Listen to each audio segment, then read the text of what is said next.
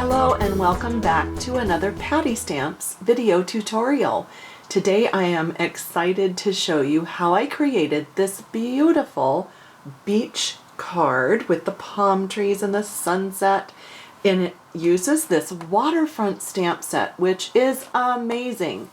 You can do everything from a very simply stamped card like this one, which is just stamping the images on paper with Stampin' Up! Ink, and that's it, to a stepped up version where I stamped it and then I put some water on it so that you get sort of a different watercolor feel, and then all the way to something really artsy like these, and I will be doing a separate video on that. But today, let me show you the steps that I took to achieve this look. For the first step, I'm going to create the background, the orange and red and yellow that you see in the background.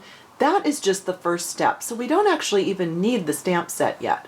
We're just going to use a piece of watercolor paper. I'm using Stampin' Up! Watercolor paper and the Brusho Crystal Colour. So this is like a watercolor pigment that's dried and crushed up, and when you use a pin to just poke a hole in the top, it's kind of like a salt shaker almost, and then you just turn it over and you just tap and the crystals come out. So we're going to be adding water to activate them and to create this background. You don't need a lot, but I really want to try to replicate the real vibrant color that I had on this card. So that's why I did several shakes of color, and then we can go in and add more color or more crystals. So let's give this a spritz. We really don't even need this because we're just going to take the water spritzer. You can use any kind of a spray bottle or a spritzer. I've protected my work surface here with some paper towels, and we're just going to spritz with water.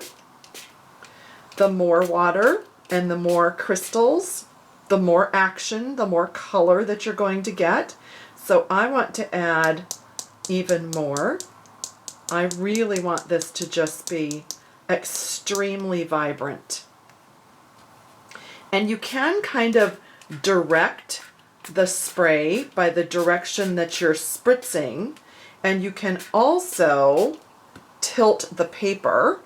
And I actually did something that I always tell people, oh, you know how the paper always curves? Well, you should spray the back first with water and then it won't curve. And I forgot to do that. But that is a tip that you can use if you don't want the paper to curve like this. It will uncurve as it dries, but you can see that it's kind of got some curving action going on there. So let me just get that to set back down, and that's, I think that's almost pretty close to this. So that's going to give sort of the same look, and as soon as this dries we will start our stamping.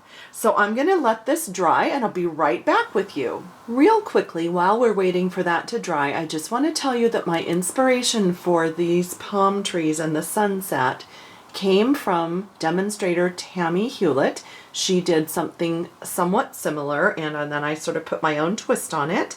And if you are interested in purchasing this amazing waterfront set, it is number 146386, and you can get that at mystamporder.com, or you can go to pattystamps.com to see all the details if you're not already on my blog. Welcome back.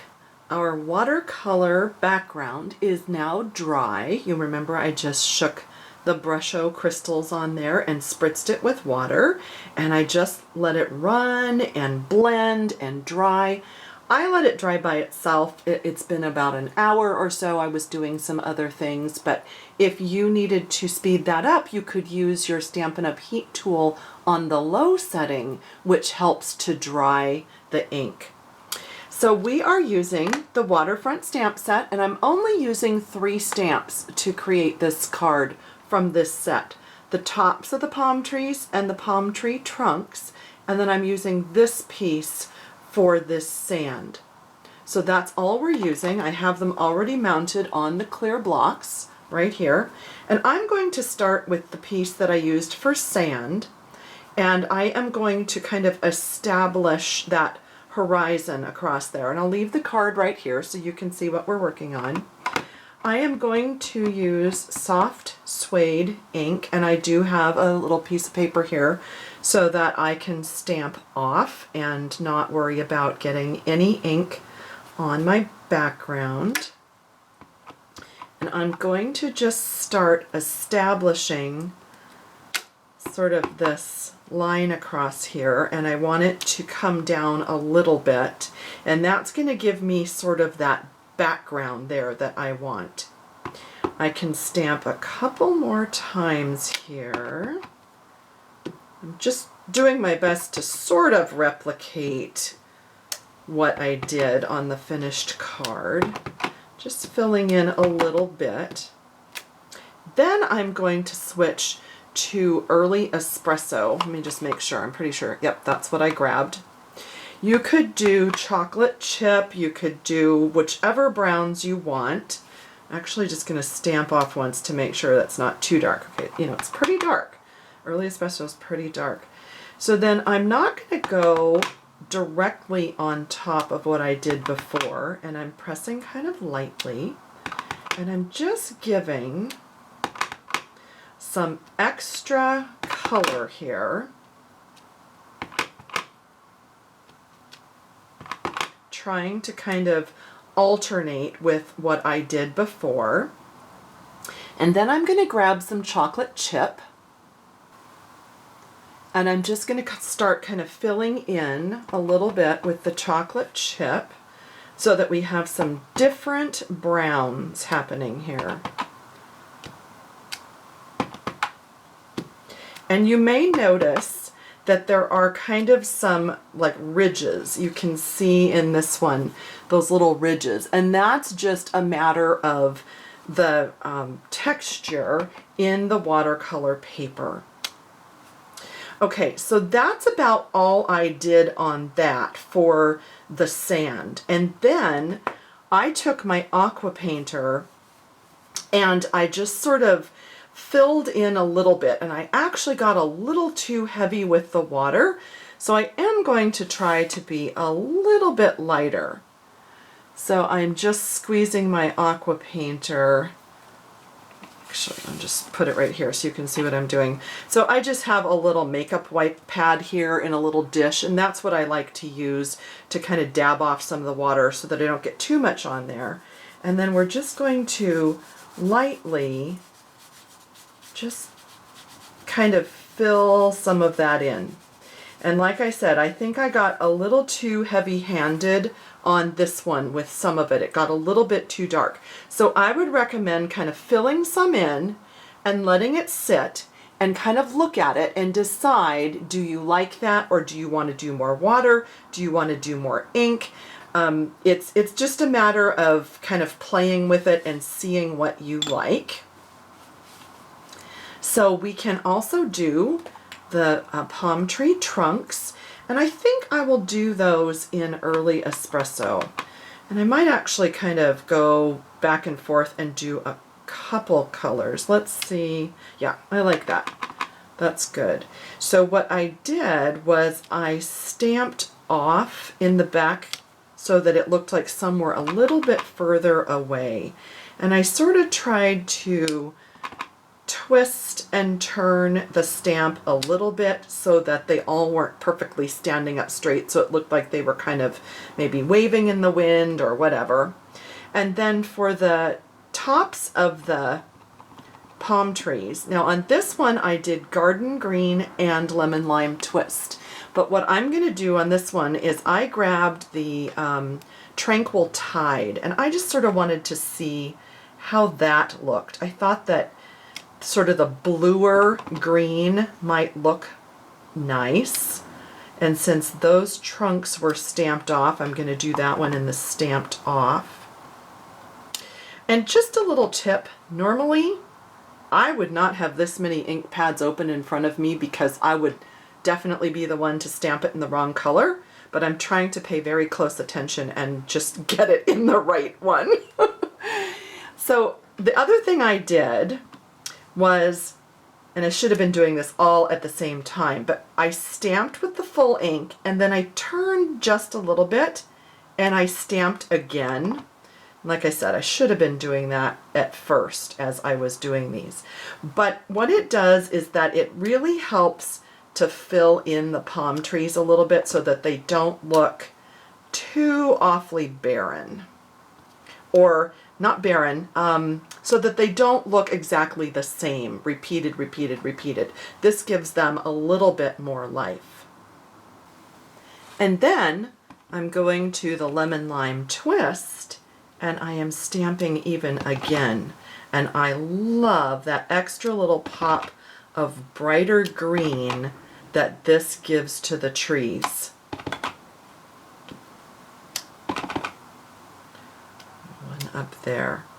So that just gives you this really wonderful feeling that they're kind of swaying and blowing, and it gives you some extra color. So there, can you see how that's just kind of coming together? It's really pretty amazing how it just all kind of comes together as these stamps build up the scene. To give a little extra definition to the trunks and to the actual tops of the palm trees, I grabbed two markers, my Tranquil Tide and my Early Espresso.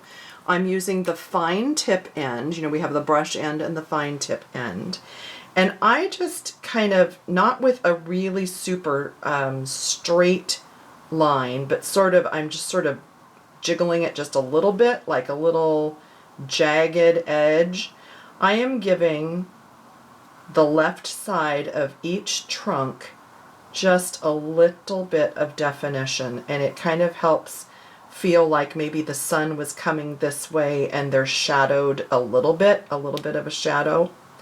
And it just kind of helps them pop off the page a little bit. It's not something that's real noticeable, but I just liked how that looked. And then I'm giving just kind of some little squiggles in here, again, to just give some definition to the tops of the trees. Not to every single little part, but just here and there, and it just gives just a little bit of shadowing and shading and a little bit more depth than just the stamping. So that was really all there was to it. And then of course I looked down here and I went, well, yellow water, so what are we gonna do about that? So I grabbed a clear block and I used my Island Indigo re-inker, and I just made myself a little puddle of the re-inker right here. You really just only need like barely a drop or two, not even more than that. And I used my aqua painter and I just kind of painted in this water. Now you can also use the Brusho. You can tap that out. This is the Prussian blue, and you could use that with your aqua painter to paint. But it wasn't the right shade of blue that I wanted. I wanted more of this Island Indigo color. But it's totally up to you when you're creating, you know, just what sort of a shade or color palette or shading or whatever you want. So you can see I just dabbed into that. I always like to sort of test it on my scrap paper. And then you just kind of hold your breath and you do it. So I'm just gonna start adding the blue. And the idea is that you want some of it lighter and some of it darker, just like the ocean would be. And it doesn't have to go all the way to the edge. You can add in, you know, however much color you want. And I've actually got this piece a little bit larger than my card front would be. So I have the option then to trim some off if I don't like the right side or the left side or the top or the bottom or whatever. And then if you are kind of done adding the pigment but you just want to do a little blending, you just make sure that you squeeze out any extra pigment, and so that you just have the clear water. And that was it. That's really it. It's just, that is so quick, and yet it seems like it's maybe something that took a long time to do. So that's it. I hope you enjoyed that. This Waterfront set is amazing. You can purchase it from my website. Go to pattystamps.com, or you can place orders at mystamporder.com. And if you have questions about this, please let me know. I'd love to help you, or if you need catalogs, or if you just have questions about becoming a demonstrator, please let me know. I'm happy to help. Thanks for joining me.